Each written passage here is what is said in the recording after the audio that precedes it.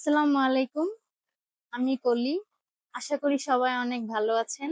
আমি অনেক ভালো আছি আলহামদুলিল্লাহ আপনাদের দোয়ায়। আমি আজকে মূলত যে টপিকটা নিয়ে কথা বলবো সেটা হচ্ছে ইউএসএ আসার জন্য কি কি পেপারস প্রয়োজন হয়, কি কি পেপারস গুলা ইম্পর্টেন্ট সে টপিক নিয়ে আমি কথা বলবো এবং কিভাবে অ্যাপ্লাই করে। তো ফার্স্ট অফ অল আমি বলবো যে আপনারা অনেক হাই র্যাঙ্কিং ইউনিভার্সিটি দেখবেন, প্রত্যেকটা নাম সার্চ দিবেন, দিয়ে হচ্ছে প্রত্যেকটা ইউনিভার্সিটির ওয়েবসাইটে আমাদের ইন্টারন্যাশনাল স্টুডেন্টদের জন্য একটা মেইল থাকে। ওই মেইলে আপনার মেইল করতে হবে। তো সেখানে হচ্ছে আপনি যদি পাবলিক ইউনিভার্সিটিতে অ্যাপ্লাই করেন, এটার অ্যাপ্লিকেশন ফি হবে হচ্ছে আপনার $50 থেকে $60। সো প্রত্যেকটা ইউনিভার্সিটির অ্যাপ্লিকেশন ফি হচ্ছে $50 থেকে $60।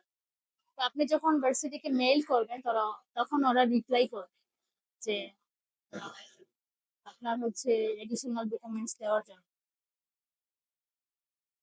আপনি যখন একটা প্রাইভেট ইউনিভার্সিটিতে অ্যাপ্লাই করবেন, ওইটার টিউশন ফি এত বেশি না, আর অ্যাপ্লিকেশন ফিটা আবার অনেক বেশি।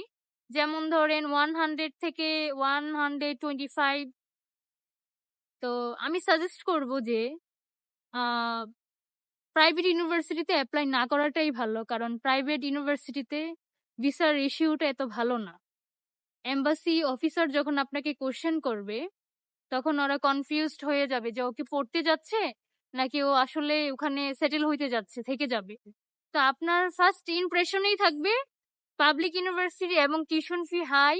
তখন এম্বাসি অফিসারকে আপনি ম্যানেজ করতে, কনভিন্স করতে অনেক ইজি হবে। দ্যাটস ওয়াই আমি সাজেস্ট করবো পাবলিক ইউনিভার্সিটিতে অ্যাপ্লাই করবেন। তো এখন হচ্ছে ইউনিভার্সিটির অ্যাপ্লিকেশন ফি পেমেন্ট করার পরে আপনার ওরা রিপ্লাই দিবে, একটা কন্ডিশন আর অফার লেটার দিবে। লেখা থাকবে যে আপনি যদি এত টাকার স্টেটমেন্ট দিতে পারেন আপনাকে অফার লেটার দেওয়া হবে। তো আপনি নর্মালি 40 থেকে 50 লাখ দেখাইলে ইনাফ। আপনার ভিসার ইস্যুটা, আপনি যত বেশি স্টেটমেন্টের অ্যামাউন্ট দেখাবেন তত ভিসার ইস্যুটা হাই থাকবে। তো 50 থেকে 40 লাখ টাকা ইনাফ। দেখানোর পরে ওরা হচ্ছে আপনাকে অফার লেটার শো করবে, যেটা আমরা স্টুডেন্ট স্ট্যাটাসকে বলি যে F1 status, non immigrant visa. তো অফার লেটার আসার পরে আপনার হচ্ছে এম্বাসি পেমেন্ট করতে হবে, এম্বাসি ফি। সেটা হচ্ছে $180। অলমোস্ট বাংলা টাকায় 21-22 হাজার টাকা হবে, যেহেতু ডলার রেট অনেক বেশি এখন। দেন এম্বাসি ফি দেওয়ার পরে 3 থেকে 4 মাস লেগে যায়। আবার অনেক সময় 2 মাসও লেগে যায়, আবার অনেক সময় 1 মাসও পাওয়া যায়। আগে হচ্ছে 15-20 দিন, 1 মাসেই পাওয়া যায়। তো এখন যেহেতু অনেক অ্যাপ্লিক্যান্টস, কম্পিটিশন বেশি, তো অনেক বেশি স্টুডেন্ট অ্যাপ্লাই করে। দ্যাটস ওয়াই আপনার ইন্টারভিউ পেতে একটু সময় লাগে। তো এরকম 3 থেকে 4 মাস লেগে যায়। এটাকে রিশিডিউলও করতে পারবেন ইমার্জেন্সি দিয়ে। অ্যান্ড এম্বাসি ডেট আপনি সাপোজ ধরেন 1 মাস পরে আপনার ডেট। তো এর আগে একটা DS-160 নামে একটা ফর্ম আছে, ওইটা সুন্দর করে ফিল আপ করতে হবে। এটার উপর ডিপেন্ড করে আপনার এম্বাসি অফিসার আপনাকে সব ধরনের কোশ্চেন করবে। আপনার ফ্যামিলি ইনফরমেশন, আপনার ইউএসএ কেউ আছে কিনা, তারপর হচ্ছে আপনার ভাই বোন কয়জন, আপনি বাবা মা কি করে, আপনি কি করেন, আপনার এডুকেশন কোয়ালিফিকেশন কি, আর আপনার সোশ্যাল মিডিয়ার লিঙ্ক দিবে ওরা।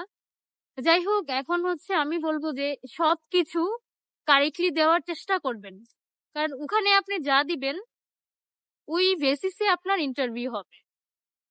আপনি যদি ওখান থেকে কোশ্চেন করার পরে যদি না পারেন, ওরা স্বাভাবিক আপনাকে সন্দেহ করবে। যারা অ্যাপ্লাই করবেন অবশ্যই টিউশন ফিটা দেখে অ্যাপ্লাই করবেন।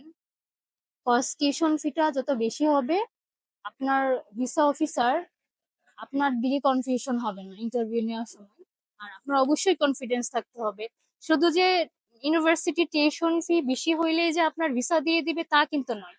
আপনাকে DS-160-তে যা আপনি দিবেন ওই রিলেটেড কোশ্চেন করবে, ওই রিলেটেড আপনার অ্যান্সার দিতে হবে যা দিবেন। সো ইন্টারভিউটা একটা ফ্যাক্ট, ভার্সিটি আর ইন্টারভিউ। আপনি যত বেশি কনফিডেন্স থাকবেন আপনার ভিসার ইস্যুর জন্য তত ভালো। হ্যাঁ, আরেকটা কথা, ইউএসএ যদি কারো রিলেটিভ থাকে, ওই GS-160 তে ভুলেও দিবেন না। কজ আপনি যদি বলেন আপনার রিলেটিভস আছে ইউএসএ, তখন আপনার ভিসাটা দিবেন, কারণ তখন ওরা বুঝে যাবে যে আপনি হয়তো ইউএসএ গিয়ে আর ব্যাক করবেন না। সো আপনি নিজেই বুঝতে পারতেছেন। যাই হোক, তো আপনার ইন্টারভিউর GS-160 ফিল আপ করা শেষ। এখন হচ্ছে ইন্টারভিউ ঠিক 2 সপ্তাহ আগে বা 1 সপ্তাহ আগে সেভিস ফি নামে একটা ফি আছে, $350। তো ওইটা বাংলা টাকায় 38 থেকে 40 হাজার টাকা হবে। এটা পেমেন্ট করবেন ক্রেডিট কার্ড দিয়ে অথবা ডুয়েল কারেন্সি কার্ড দিয়ে। পেমেন্ট করার পরে আপনার ইন্টারভিউতে আপনারা দাঁড়াবেন 1 সপ্তাহ পরে। তো ওইটার মেয়াদ থাকে আবার মেবি এখন টাইম বাড়িয়েছে, মেবি 1 ইয়ার্স ছিল আগে, এখন মেবি তুমি যতবার ইচ্ছা ততবার দাঁড়াইতে পারবা। শুধু এম্বাসি ফিটা দিতে হবে $180। আর নেক্সট টাইম যদি কেউ দাঁড়ায় রিজেক্ট হওয়ার পরে, তখন আর এম্বাসি ফি দেওয়ার পরে সেভিস ফিটা দিতে হয়। আর সো যারা অ্যাপ্লাই করবেন অবশ্যই চিন্তা ভাবনা করে করবেন। আর এখন বর্তমানে একটু ভিসার ইস্যুটা কম, একটু না অনেকটাই কম। কজ বাংলাদেশ থেকে অনেক ভিসা দিয়েছে বিগত 2-3 বছর। তা আমি বলবো যারা অ্যাপ্লাই করবে অবশ্যই অবশ্যই আইএলস নিয়ে অ্যাপ্লাই করবেন, কারণ আইএলস দিয়ে আসাটা অনেক ভালো আপনার জবের জন্য, আপনার কেরিয়ার জন্য, সবকিছুর জন্য অনেক ভালো। তা আমি বলবো যে যেহেতু এটা ইংলিশ কান্ট্রি, আইএলসটা অবশ্যই দরকার। তো বাই দ্য ওয়ে, সবাই বি কেয়ারফুলি অ্যাপ্লাই করবেন। আর হ্যাঁ, ব্যাংক স্টেটমেন্ট খুব ম্যান্ডেটরি।